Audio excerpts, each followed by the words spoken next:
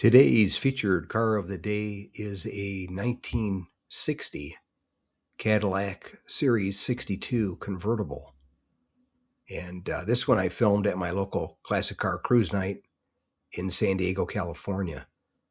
And it was a beauty. And this car was part of the sixth generation of the Cadillac, which went from 1959 through 1960, only the 2 years. And these had a 390 V8 in them, producing 325 horsepower with a 130-inch wheelbase, and they were 225 inches long.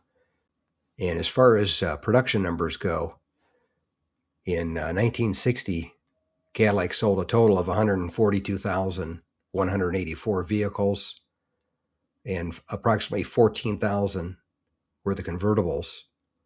And then there were another 1,285 Eldorado Baritz convertibles, which were the fancy ones.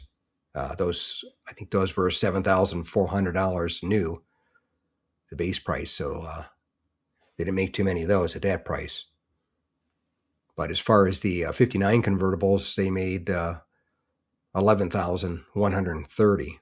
So they made more in 1960. They made 14,000 convertibles. And then production number-wise, 1959, they sold 142,272. 1960, 142,184. So just 88 vehicles less in 1960.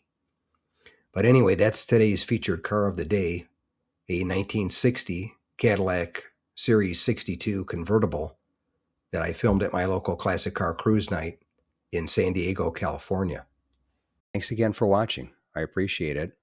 And by the way, here's a couple of videos of the 700 plus videos that I have on my channel, Car Finder.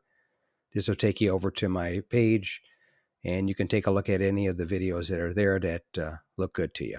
But thanks again for watching, and we'll see you on the next one.